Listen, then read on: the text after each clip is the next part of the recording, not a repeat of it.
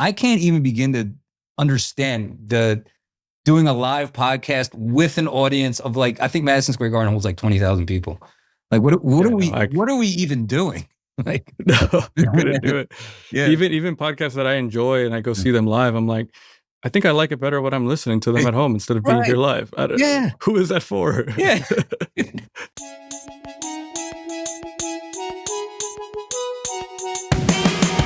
Today on Loves Music, I speak with Cesar Rodriguez. Cesar Rodriguez is the host of The Rodriguez Show, and he's been podcasting for 11 years.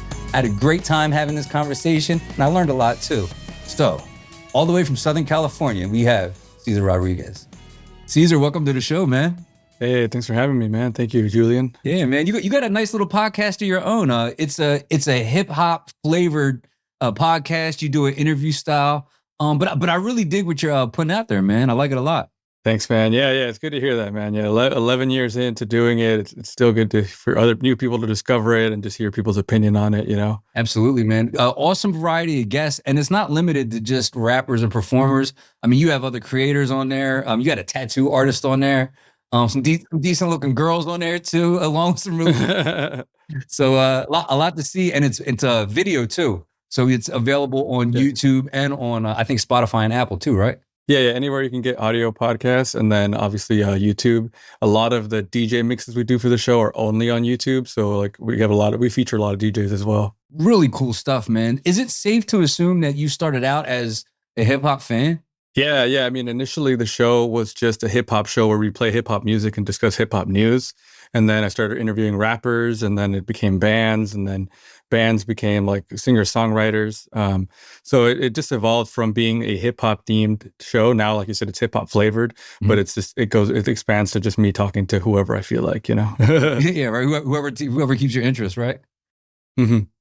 So it's an interesting trajectory, right? Like if you would have told because I started out as a big hip hop fan, trying to make music, albums, and whatever. And if you would have told my 12-year-old self, like, yeah, you're going to go from doing, from trying to be a rapper to like doing interview style podcasts, I'd be like, you're out of your mind. So it's a strange trajectory to be a hip hop fan and then go to podcasting. Can you take me through your journey, like from really being into like rap and hip hop to deciding to have a show? Yeah. So, I mean, I've always loved music. I think my dad, he raised me in a way that he was just, there was always music in my household. The first song I ever heard that like made an impact on me that was hip hop was Nothin But a G Thang by Dr. Dre. Yeah, classic. That song, I was like, oh my God, this is amazing. Mm-hmm. And so it was always in the back of my mind, like, this is my style of music. I really like how hip hop makes me feel. Mm-hmm. I've never made music. I've always just been a big fan of it. Mm-hmm. And so podcasting for me started when I was in high school as like a hobby. And then my cousin, he was on an online radio station here in Southern California called Hits 101 Radio. He invited me to be a guest on his electronic music show. And I was like, well, I don't really know anything about EDM, but like if we did it like hip hop themed just for that night, like let's do it that way. And he's like, okay. And then so that just kind of started my whole career in podcasting there. And it's just, it just became a thing where it's like, well, I'm passionate about this kind of music, so I really want to discuss it and share it. And the early stages of the show was always like, hey, let me feature somebody. We had a few other members of the show. Now it's just me and Mondo, but we had like 4 people on the show. And we'd always try to feature new artists to like, it just starts with the passion of like, okay, I want people to know that there's other cool music than what you would normally hear. And like hip hop was a big genre that there's so many people that are like, it's like underground, there's like mid-level fame, and there's like obviously the big mainstream ones. There's so much to discover, even now, like even so many years into being a fan of it. Absolutely. You couldn't have said it better. I mean, there's obviously superstars, but then there's like people coming up. Like I stumble upon incredible artists, and it doesn't even dawn on me that I'll hear something incredible. I'll reach out in the off chance they'll do my show, and they'll return a DM. And I'm like, oh my God, I thought you were like already famous doing like 1,000-seaters. And here you are coming to do my show. It's wild. Like the talent you just find underground, Yeah, it's about taking that chance too. And it's a lot of just because the show's been going on for so long now, it's like a lot of people that just started out as local people have been now like they're hitting the mainstream. Like I interviewed this guy named J Taj, mm-hmm. and at the beginning, like it was, I would say 7 years ago, he was just pretty well known in Southern California and LA. And now he's on the Netflix show where they're trying to find the next big rapper. And so he's like blowing up. So it's cool to see somebody start very local and then just grow as the show's been in history, and that's what I try to do. It's like I do try to look for artists that are big and established already, and I try to take that chance to interview them to see if they have the time to do that. But I'm investing in people when they're first starting in their hip hop careers, and then hopefully down the line, like they're like, oh, they remember that I interviewed them, and they'll give me another interview. But that's kind of how I like to look at it. I like to interview people at the very beginning. Absolutely. Talk to me a little bit about your community. I mean, after 10, 11 years, I mean, you start to accrue, a certain group of people that are starting to, watch every show with a degree of consistency. What is your kind of your circle kind of feel like? I mean, obviously you have a lot of different listeners, but like, what is like the typical Rodriguez show fan? I would say it's a lot of creative, like people that make music themselves. I feel like a lot of musicians, they use my show to be like, oh, who can I collaborate with in the area? I've heard a lot of people go, oh, I started working with that producer because I saw them interviewed on your show. So, and those are the people that I kind of hang out with. There's a lot of people like rappers and a lot of DJs, like basically all my friends are DJs and I'm trying to be one as well. But it's just people that are creative in the same wavelengths. So I think that's the people that connect with the show, is to hear other people's stories. Because when I hear, one of my favorite podcasts is Mark Maron's podcast, where he interviews just people that are creative. Mm-hmm. And I'm like, I like to hear how they did it. So then I can I'm creating my story, my version of that, but also kind of being inspired by that. And so here, there's the people that listen to my show, they kind of are motivated by other creatives like that. And it's cool because it's like a networking tool in a way, because a lot of my events, people just come and meet each other and work together, What do you say to people that believe that this medium is oversaturated? They say, oh, everybody has a podcast, the medium is dead or dying, or, it's played out or whatever. Oh my God. Yeah, no. I mean, at the very beginning, that I started doing it, nobody knew what it was. And now it's like everybody has a podcast. Yeah. I feel like at the end of the day, the reason I do the Rodriguez show is more to get my creative ideas out there, or just it's just stuff that I'd like to see. So I'm not really doing it for the views. And that's what I tell people, even that join and help me in the Rodriguez show. It's just about the love of creating and putting it out there. And if you're doing that for your podcast and you're not expecting to like, hey, I want to go viral with this, or hey, I want to do this to get attention, you're just doing it because you feel like what you're doing, like it's worth doing for yourself creatively. That's what's going to guide you. And so when people tell me like, oh, it's everybody has a podcast, I'm like, yeah, it's true, but like they're not doing it like me, or for the person that's like, oh man, I'm overwhelmed by the fact that there's so many podcasts. Like, yeah, but you're your person. Like, as long as you have your perspective and you're being authentic, everything else shouldn't matter, Absolutely. So if you're really embracing the journey, right? And you're trying to meet cool people, build a community, put out things that you like, with being so focused on the process, right? How do you then still define success? It's true, because every victory that I have, I'm like, okay, like when's the next one? Like what am I working towards the next thing? But I think success is just being, I think now this far into it, I think success is just being satisfied creatively with what you released. So last year I did, because we had done the show for 10 years straight, every week on the radio. We recorded Tuesdays, we released it Fridays. Last April to 2025, we decided to stop doing that and just release more intention. And so that's when I knew, I was like, okay, we're going to start releasing the stuff slower, not just to get it out there every week. And it's just about, hey, I have an idea and I want to execute that idea. So we talked about it for years, about going into a forest in LA and just recording a DJ mix in the middle of the woods. And we did that we did it for like 3 hours straight over there. We recorded it and put it out. And I was like, that was one of the biggest successes for me in my podcast career, because I got to accomplish that, And then years ago, same thing. I rented out a small venue, and I recorded a few of my favorite artists, like full performances of them. And then I made like a little documentary about who they are and how they got to this point. And to me, that's success. Like, I'm not looking for anything. I mean, even now, like we're about to hit 1,000 subscribers on YouTube, and I'm like, that's great. But I was doing it just for the fact that I wanted to see that. I wanted to put it out there, Isn't it funny that's how that works? Like whenever you watch like the VH1 behind the musics or whatever, right? And you see like the gradual progression of an artist. But when you really listen to like the message beneath the message, it's always a bunch of dudes who just love doing music. And then like one day a song popped, you know what I mean? People that just like really embrace the process, obviously it takes a lot of different skills to put together a good show, especially one like yours. What is a skill that you think you do particularly well? And then the flip side of that coin, what is a skill you would like to refine or get better at? At this point now, I feel like I feel really prepared. Like I'm really great at preparing for a conversation that I'm going to have with somebody. I feel like that's the only way I'm comfortable now, is just being in a situation where I have the questions written down, ready to go for the person. So and people do get impressed sometimes by the idea of like, oh wow, I didn't know that you did that much research to when you're going to talk to me. So I feel like that's my greatest strength. I feel like just pushing the idea afterwards, like marketing, is where I'm the weakest at. Okay.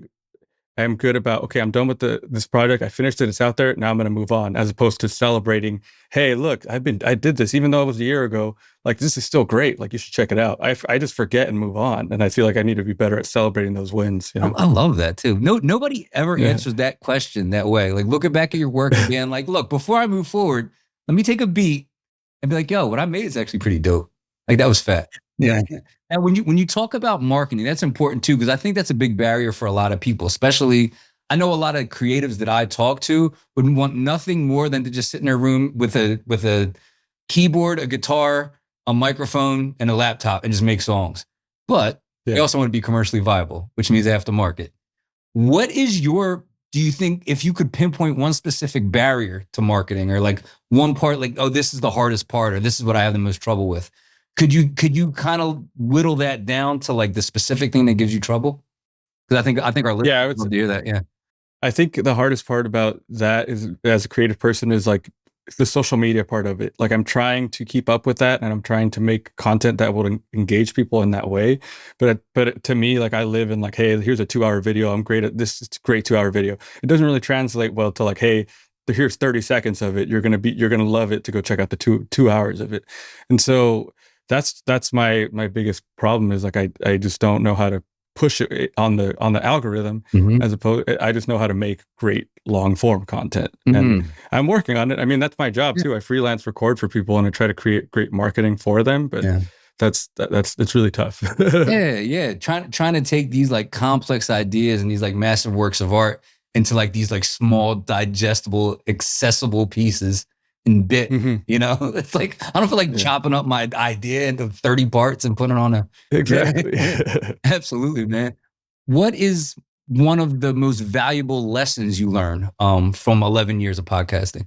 I think patience is something that, like, if it's your idea, if you started that idea, or if you started it with somebody else, you two are going to be the founding people that are going to like be passionate about that idea, and people are going to join your team, and it might be a different level of passion, and you just have to accept what they're going to give you, or just, understand that. I think it's been tough along like these few years. I have lost friends because of how I handled a creative situation, and now like I learned from all those experiences. Like, hey, maybe I didn't give you enough credit for this, or maybe I was too tunnel vision on what I was doing. I didn't thank the person for even helping me get there, and just, so it is about, I think the biggest lesson is slowing down and appreciating everything around you and the people around you that are helping you, because if you don't, like, they wouldn't be here. You wouldn't be here if it wasn't for those people. So why, you have to make sure they're appreciated, Yeah. I mean, that's a real sign of maturity too, that you can be that reflective.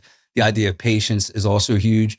It's indicative of very solid, almost like the same way that like a company has values. Like we have internal values. I mean, at the end of the day, these are little companies that we have, even if we're not making a ton of bread. You know what I mean? These are podcasts are little companies, and they have to have values. And the ones that succeed are the ones that like stick to their values.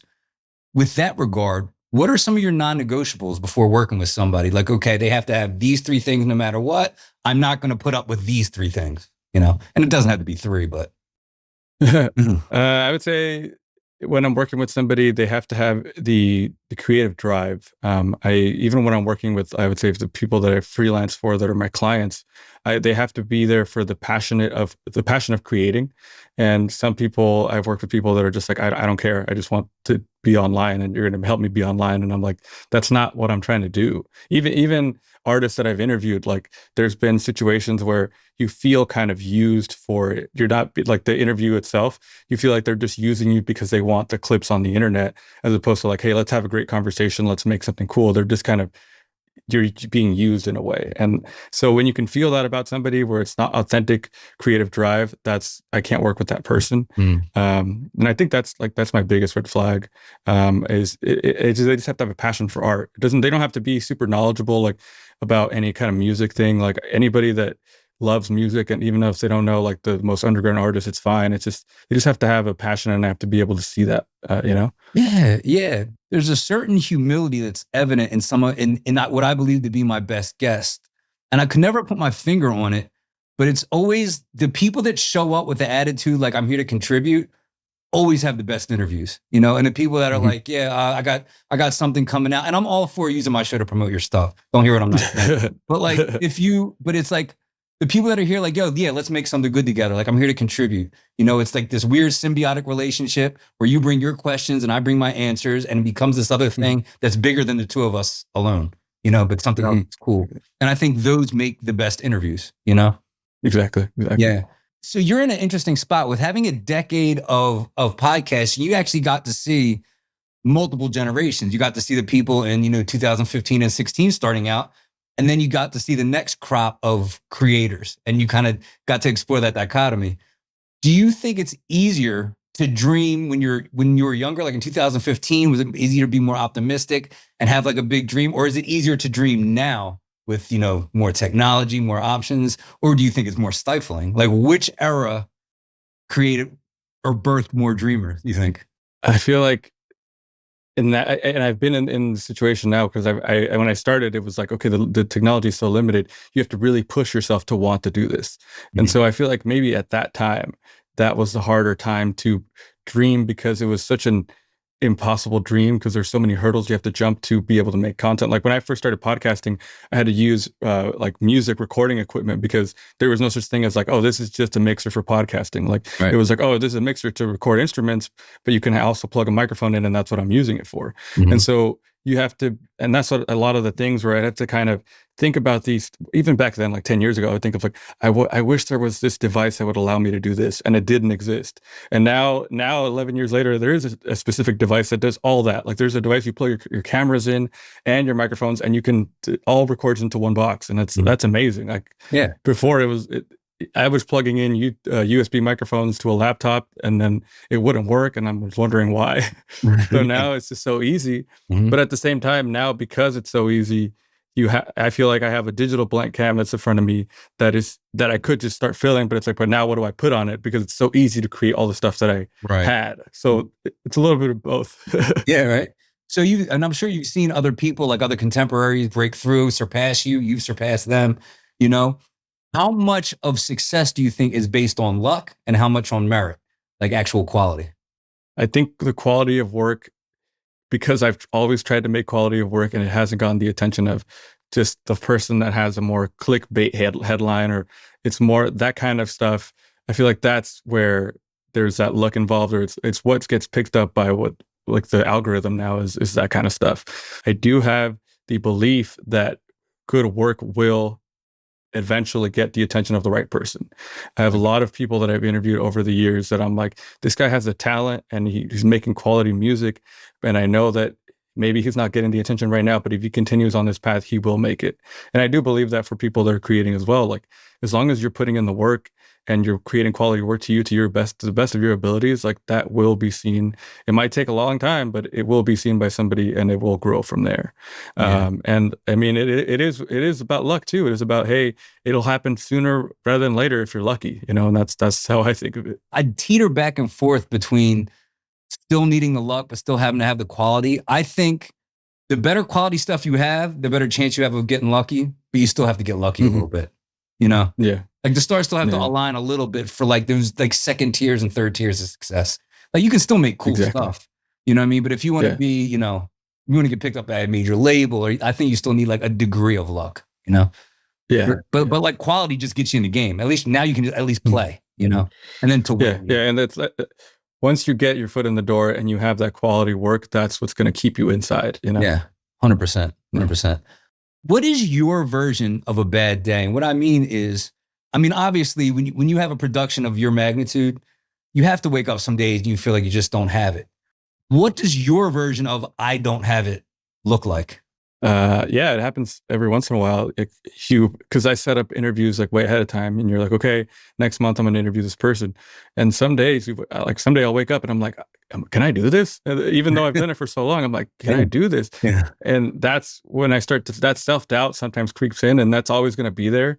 But it's days where you let it take over. And that's what I'm telling myself in the shower, like, you got this, like, just Yeah. you know, you have to give yourself that pep talk to be able to get out of that zone. Yeah. But that's like now that's my worst.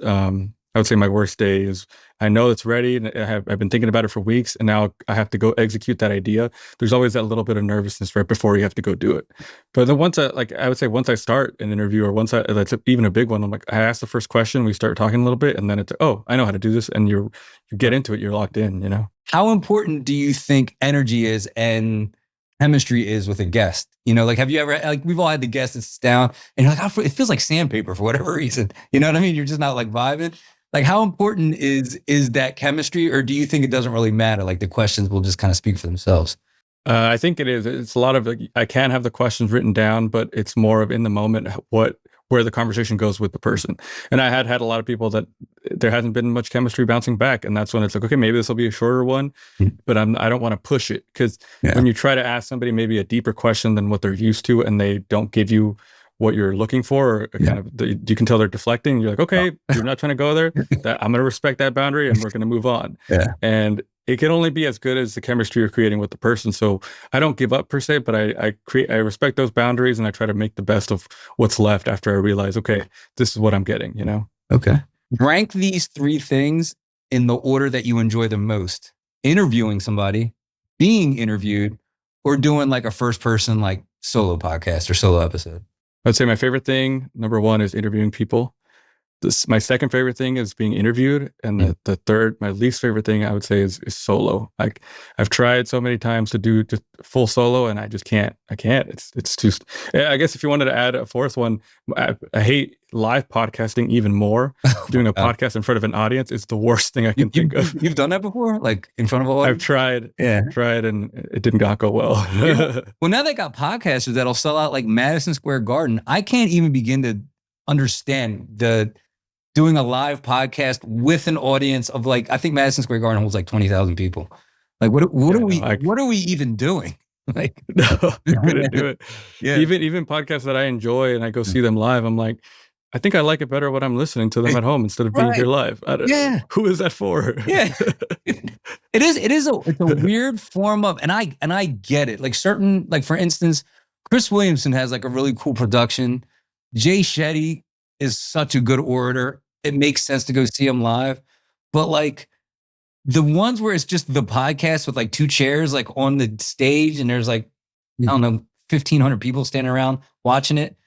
Never landed for me. You know what I mean? No. Hats off to anybody eating at doing it, but just never really connected. Even from hearing from people that have done live podcasts, like, there's more of a, like, I'm going to perform for the audience, as opposed to just, let's have a genuine conversation. And so that makes it such a different kind of podcast. Right. Now, I guess the exception to that rule was like the stand-up comedians that like have a podcast, you know, and then they go on and do their set, and their set has like elements of their podcast like in it. But at the end of the day, they're professional comedians. Like, they've been performing before they were podcasting. So it makes sense, you know? Yeah, and I feel like those kind of shows, like, they can do both. They can have a conversation but also make the audience laugh at the same time, because they're just naturally funny, you know, in that sense. You know? Yeah, which is gold. I think people that are naturally funny is a gift. Yeah. I wish I could do stand up. Dude, me too, dude. I would love it. Every once in a while, I think I can write jokes, and then I see somebody do stand up, and I'm like, yeah, I'll never be able to do that. Where do you see the future of the medium going? You know, like, in 10 years, what are podcasts going to look like? I don't even know, because now with AI, like, I don't even know where that's going to go, because now AI is creating podcasts for you. They can just listen on your own. And I feel like that's scary, because that's going to replace me and you. Right.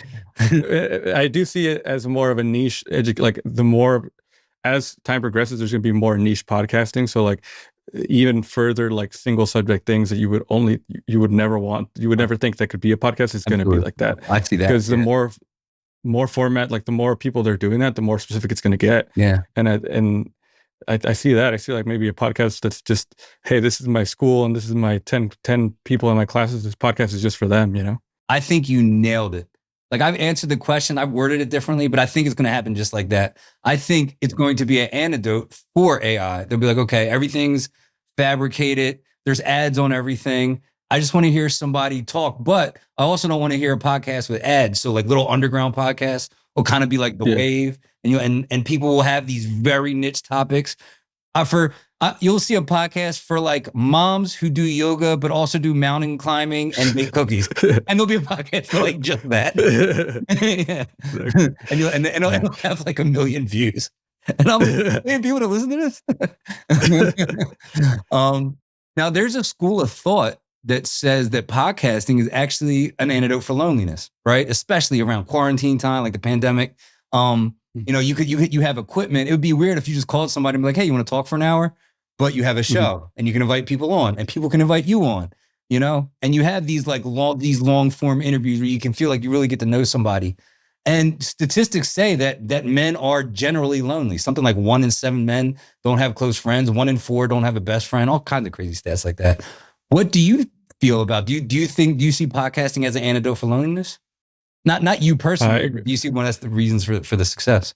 No, I agree with that. Even for myself, I feel like the reason I started listening to podcasts when I was in college was because I would had an hour and a half commute to go on the bus to go to college when I was in college, and it was a very lonely time for me. So to just put on a 2-hour podcast where you felt like the people that were like, as if it's one podcast and you get to know them after a while, you kind of feel like you're connected to them even though you're not, and it just feels like a less lonely situation. Even now, like even when I'm like, oh, I'm home alone, I'll listen to a podcast just so I just don't feel like I'm the only person. Like there's just quiet at home, Mm-hmm. And so even creating podcasts, I do feel like there was during the pandemic, especially, I created another podcast where I would have just hour-long conversations with my friends.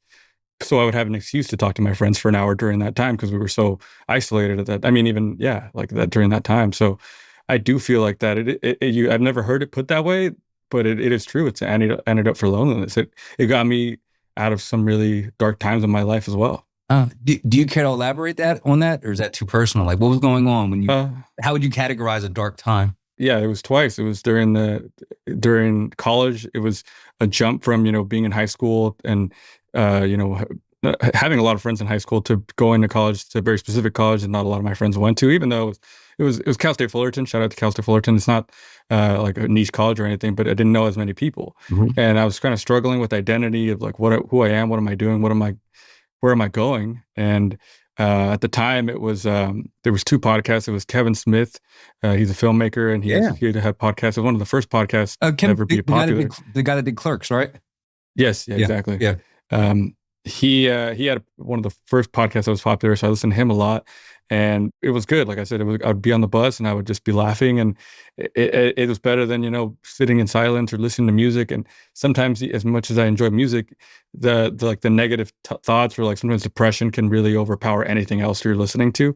But like with podcasts, it's a fun distraction, and eventually you're laughing and you're not really thinking about it. Yeah. And so that was college, and then during the pandemic, it was another really, all the anxiety I had that I had, worked through in terms of like therapy throughout my life from, I guess I'll get deep. I lost my dad when I was in junior year of high school.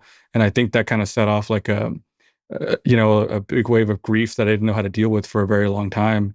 And it did manifest in like a really dark place in college when I was really depressed and had suicidal thoughts. And I worked through it through therapy and stuff, and all that anxiety that I had worked through during that time, years later during the pandemic, kind of came back because it was a whole different way, like fear of like even leaving the house.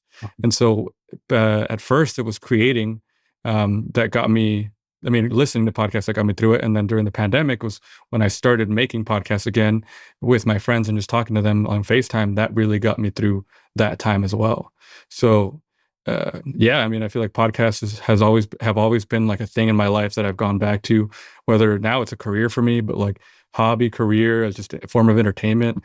That's why I'm so into what I do, because it's made such a big impact in my life, Yeah. And obviously, well, first off, my condolences too. I actually didn't know that. And so much of our, especially when you're younger, of our identity is wrapped up in being our parents' kid. So the younger you are when you lose a parent, it's even doubly traumatic. It's traumatic at any age, but the younger you are, it just shakes you, man. And you see a lot of people that never get over it. So my condolences. Thanks, man. Yeah, and it was like at the time I was just in high school, so I never really dealt with the grief the right way, I would say, or I guess I've dealt with it on the only way I knew how at the time. But years later with therapy, like I'm in a better place, and now like I do try to honor my dad and a lot of things I do. I mean, he introduced me to hip hop, so like the fact that I even started this hip hop thing, he never got to see me do it, Oh, but like, and that's the thing is like I wish that I would have been yeah. able to interview him, you know? Yeah, right. Yeah, Yeah. that's so crazy too. Like as soon as I started podcasting, like I was like, all right, let me get a few interviews under my belt. The first person I want to interview is my dad, too, just so I have for no other reason to have an interview online for perpetuity. Just so I have Yeah, it somewhere exactly. on the internet somewhere. I can always go back to it, Yeah. man. So I totally relate to you, man. That's like Yeah. I wouldn't even I can't begin to know what you experienced, but I know that I probably wouldn't handle it as well as you did, and I'm a lot older, Yeah. you know. Yeah. So, Yeah, and I'm trying to get my mom too to do an interview. She's still for years, and she's still too shy. And I'm like, come on, we got to yeah, do it. yeah, right. But even if you don't post it, like you at least got to Yeah, record one just so you have it for yourself. Yeah, yeah, exactly. man. So, well, the same way that podcasting helped you, what kind of impact do you want to have on your listeners as you're making content and making art? I think a lot of the things I do are just to show people that it's possible, that you don't have to wait for anybody to give you permission to do it.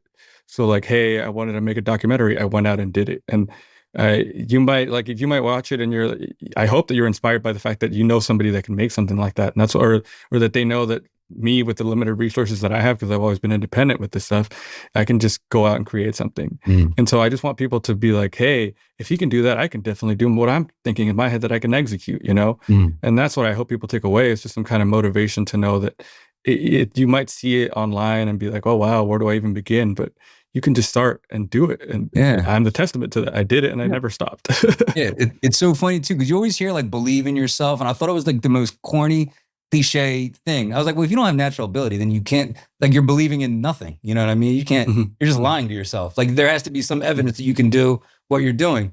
And then as I got older, I started to like kind of build my beliefs around that. And it's like, oh, it doesn't just mean blindly believing in yourself. And then it became my own. I kind of adopted my own version of what that means. When I say just believe in yourself, broad, what does it actually mean to you? Like in your more nuanced version of it? I mean, believing in myself just means having the confidence to execute it, you know, and you have to, that's what and that's one of the big things I talk about in my podcast. I always ask people like, when's the first time you felt cool or confident? Mm, And it's because great question. if you get to that point where you're comfortable with yourself, then you're able to do it. And so I think believing in myself is being comfortable with the person I am, Mm, and just achieving whatever that is, you know, and just being proud of who you are in that sense. brilliant. Brilliant. I was just watching a Jimmy Carr interview the other day, and he was like, the game of life isn't rich or poor, happy or sad, good looking, not good looking. The game of life is really self esteem versus insecurity, you know? Mhm. And how well can you establish? Because there's really I've seen poor people that are happy, I've seen rich people that are miserable. The goal is Yeah. being super happy with who you are, knowing what you want, and having the guts and instincts to just go after it with some degree of confidence and surety about yourself, you know? And then Yeah. and everything Yeah. fluff. Yeah. I was working up until like this year. This year, I was working at a retail job, and I was like, "I really want to make podcasting my life. I want to really want to go for it."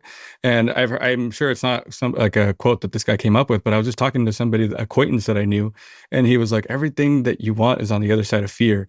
And I was like, I needed to hear that in that moment, because I quit like a month later, and I just went for it. Yeah. And that's kind of where it is. It's like, it's just believe, and it's like all that confidence that I knew I had in me. I was like, it's already there. Just do it. Like, you believe in yourself. You just got to take that step, and you're just scared of it.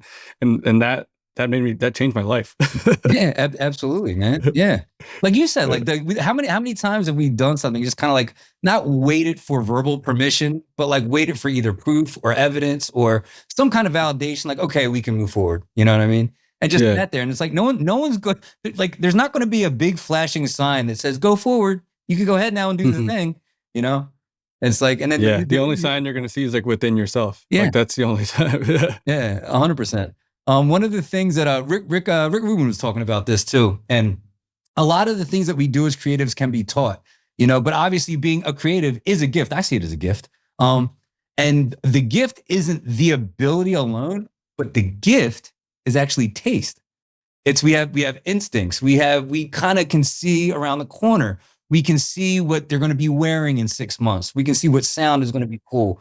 My friend that plays football and me, who's a creative, I can put together sound, and I have an ear for taste. While he's like, I guess Billy Joel's good. And I don't, he just knows what he's told is good.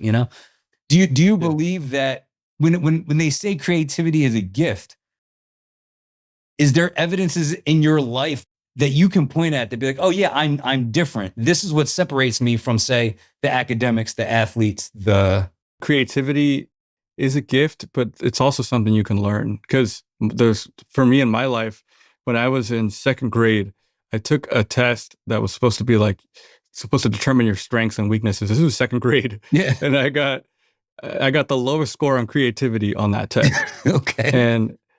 And so ever since that moment, I was like, wait, is this telling me that I'm not creative? And so then I was like, you know what? I'm going to prove this wrong. And I feel like ever since that happened to me, I've wanted to be a creative person. And like, it just dawned, all these ideas that I had like came to me naturally. And then I started paying attention to more stuff that was creative. And that's how I kind of honed that skill. So maybe it was in me all along, but maybe I did learn, hey, this is what I need. This is something I really am passionate about. And for someone to tell me that I'm not, yeah. I mean, it wasn't like a specific person, but like a test to tell me that I'm not is what pushed me to the other side. Yeah. But so I don't know. I mean, and maybe if I wouldn't have taken that test, I would have found another way to my creativity, but that was like the moment for me. So I can't really answer if it's a gift. Yeah. Well, I mean, I think it would have manifested eventually, it's kind of like taking a test for creativity is like going on American Idol to see if you're a good artist. Like you don't go on American Idol to see if you're a good artist. You go in there to win a contest to get judged. Yeah, exactly. If you want to see if you're a good artist, go to it. Like Dave Grohl said, if you want to see if you're a good artist, you and your best friends go buy shitty instruments from a yard sale, play them loud, and play them and have a great time, and don't stop. And eventually, you become the biggest band in the world. It's true. Yeah, like you said, it's like it's about the process. Be bad for a long time, and eventually you get good. Yeah. Mm-hmm. No, I was really bad at podcasting for a very long time. Me too. I was actually telling a story the other day. One of the things that like made me want to do it is because I would always nerd out on music, and I heard maybe 5 or 6 people on different occasions, different people be like, "This is one of the best conversations I've ever had about music ever," and that's a very specific compliment, right? So I'm like, oh, I'll just have a podcast. And so like, as soon as I hit record, I'm expecting all this charm and wit and humor to come out and me to be all super clever. And I'm like, oh no, I'm really bad at this. I'm like, where's that charming guy from the barbecue that was good at talking about indie bands? Where's that guy? I'm just like frozen in front of the camera. and that still happens to me sometimes too. I'm like, okay, I'm ready. And then you're like, where did I go? Yeah, right. Seriously, man. What are something like when you first started out podcasts? I'm sure you had to have all kinds of like dreams and goals and things you wanted to experience. What's one thing that when you first started, you'd be like, oh, I can't wait till I do this. And then that thing actually happened. That's been a series of my life since I started dreaming about podcasting, since I started, this Rodriguez show thing is always like, okay, what's next? Where can I do this?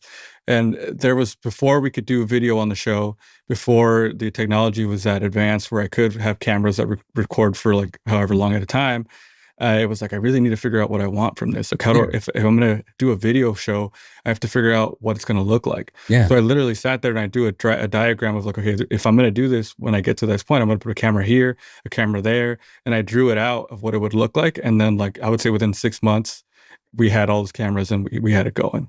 That's cool. And it was just a matter of like writing it down and visualizing it and then just executing it, Dude, I would never have the guts to do that, even now. Like if I was like, okay, I really want to do like a bigger production and then go like swipe the credit card, get the equipment, learn how to do it. Like somewhere around the second or third purchase, I'd be like, I'm a grown up. I need to just get a big boy job and not focus on this, Yeah, I would never have to do that. And I would have so much fun if I took the risk and did it. Yeah. Yeah, man. Yeah, I mean, and it's just about like, because even me, like, it did take a few months, like even upgrading to like the cameras I have now to record. It's like it took me 6 months to buy each camera, and I was like, I know I have one right now, and we're working with this one. It's maybe it doesn't record the whole hour, but I know that I'm building towards something. And then 6 months later, I have two now, and it's just about being patient with yourself and trusting that it's like you said, like one purchase at a time, you're doing the right thing. You know, Right. That's actually a commonality with a lot of really successful people, 100 millionaires, billionaires.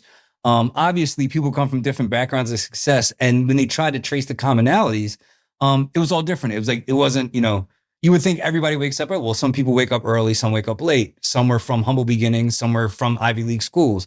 And one of the commonalities is one, they can pick a goal and they can do it for an inordinate amount of time without seeing the reward. Just know that, all right, it's going to come, and they don't need to because most people need to get the payoff real fast. They're like, all right, I went to the gym. I don't see abs yet. I quit. It's like they can't stay focused on the goal. So the fact that you can do that is huge. The other two commonalities with very successful people is one, they were loved unconditionally, which taught them that they can make a mistake and without sacrificing, love and care. And two, they were betrayed, which taught them that no one's coming to save them. They need to take care of the things themselves. When I say loved unconditionally, who's the first person that pops into your mind? I would say my mom. My mom, and of course my wife, my life partner, Carla. But I would say it has to start from when you're young. I would say to know that being loved unconditionally is to feel that throughout my whole life has been a privilege, and I don't take that for granted. And my mom has always been my number one fan, and she's always helped me when I needed, like, oh, I can't afford this equipment. And she's like, oh, it's okay, I'll buy it for you. Somebody that just is somebody that's on my corner and on my side. And now I'm lucky that I have my wife and who's also that person for me as well. But just to feel that throughout my whole life, I just feel so lucky, and that's, you're right. Like, I feel like that really made me who I am today, is just knowing that no matter what, like, there's somebody that cares for me. Absolutely. And the other one, obviously you're not going to have to name somebody, but give me a chance that you were either, or share a story where you were maybe either betrayed or you just had like a massive disappointment, which taught like, okay, I really can't rely on like other people. Like I got to like dig in and do this myself. Yeah. And like you said, I'm not going to name people, but like working alongside people for a long time. And it's disappointing when like you and that person, like it's about, I think it taught me a lesson, like I said, about being patient with myself and other people. It's just, if going through the trouble of creating something and then having a falling out and having an argument that leads to, people leaving, and it sucks because it destroys not only your friendship, it destroys not only what you're working on, but also the friendship. And so throughout the history of the radio show, I've had people that have come on, and and now like years later, you see it as like, well, it wasn't like they were completely wrong. It wasn't like I was completely wrong. There was, both of us were kind of in the middle having issues. And so that stuff really taught me like the lesson of like appreciating the people around me and just working well with others. And I thought, you think you going into it, you're like, oh, I'm going to have the best, I'm going to be the best boss to these people, or I'm going to be a leader that is worth leading. But you have to realize you're going to make mistakes, and you're not going to go with what's makes sense. You're sometimes going to be led by emotions, and you have to kind of control yourself in that sense. And it sucks to have to lose relationships, but it teaches you like, okay, this is what you need to do to be an effective leader. Yeah. I mean, and it's a sign of maturity too. I mean, maturity has very little to do with age. It's the time horizon on your decision making. How far in advance can you see and make decisions and plan and go ahead? Speaking of maturity, give me an example of a way that you've grown over these last 10, 11 years. Like a way that, like, if you look back 5, 6 years and be like, I would have never done that, No. Yeah, I mean, I think the humor like is a big thing for the show. A lot of that stuff is deleted. Like you can't listen to it anymore because I deleted it. Yeah. Some of the jokes that you make, and I think it just comes with like, as we grow as a society, like, do you realize some of the things, the jokes you make, they're not as funny when they're only funny when you're 18, and now that you're 34, it's not as funny anymore. No way. But I wouldn't say it was stuff that like would get you canceled, but it's just stuff that you're like, you don't have to make jokes about like dirty jokes like that. Like, this is not who I am. And I look back at that and I'm like, it was me trying to be funny, me trying to be overly entertaining because I thought that's how I was supposed to be, as opposed to just being myself and not necessarily going for the laugh every time, you know? Right. Yeah, and that makes sense too. And I think, and you live life in seasons, right? I mean, they say we're a Yeah. completely different person every 5 or 6 years, you know, body cells Yeah. replace and everything, but a lot happens in 4 to 6 years, you know, so you are a different No, person. So definitely. it's not being disingenuous to, you know, edit previous stuff that isn't relevant to you or isn't a good reflection of who you are today. You know, I think Yeah. that's smart, you know, and especially Yeah. it's not about the show you do today. It's about a massive body of work. So when somebody does find you and does that deep dive back into all those episodes, it's like they have a good representation of who you are now. Smart. Yeah, and I think so. And I think, and it wasn't like I did like a mass delete or anything. It was just a No. matter of like, I want to be able to say the 10 years that I have of work that you can look at is everything is what I'm proud of. And so, yeah, maybe there was stuff where it was like, oh, it was rushed and it wasn't as good quality. And it was about the hip hop news of the week that who cares anymore? That was 10 Right. years ago, you know, and that's the kind of stuff you get rid of, you know? Yeah, I always struggle with that too. Like if I should talk about current events on here, but I figure it'll be like irrelevant, like in like another month. Like obviously we're in Yeah, the world. even a week. Seriously, right? Like if I talked about like Eagles winning the Super Bowl, like that's fun for like the week they won. You know, I'm in Philadelphia, Exactly. you know, so it's like, but it's like, yeah, is anyone going to care like a month later? You know, like so. I've always kind of stayed away from current events. Speaking of something that you're proud of, what is something that you're proud of that has nothing to do with the podcast? Oh, wow. That's a good question. I would say that I guess a couple of years ago we got a cat, and I did not. just I didn't. I'm sorry. I didn't mean to. I just did not see that. that's a funny one. I just didn't see that. I just caught you off guard. I'm sorry. All right, couple years ago, these Yeah, no, you're good. You're good. Yeah, no, a couple of years ago we adopted a cat, and I'm just proud of the person that I've become from being a cat dad, I guess. Just having that, it feels good. It feels good to have somebody that that counts on you and is like, it just feels good to have a buddy around the house sometimes, and that's I guess I'm proud of that. I'm good with that. I think that's a great answer. Because it's like I feel like everything I do is everything creative in terms of that I'm proud of, like that is tied to the podcast. And that, I guess maybe that's sad sometimes that I'm just I'm proud of the person I've become over the years, but a lot of that is because of the fact that I've learned from working on a team, working on this podcast, how to be and who I am. Right. Well, outside of the people we love that we invested in, I mean, our career path kind of does define us. You know, outside of like husband, dad, son, the next tier of identity is my job. You know, and in your case, it would be the podcast. So it makes sense. You know, it's cool. It's they were doing this. They're doing this female, middle aged, like influencer doctor, and they were and she was going around to the audience, and she was going to each person would be like, tell me who you are without using a relation to somebody else. And obviously the first lady, she's like, well, I'm a mother. They're like, no. A mother means your kid's mom. Tell me who you are without. And a lot of people couldn't name, people had a hard time getting to three things. They'd be like, I'm charitable. Like, I don't like, they didn't answer who they were without.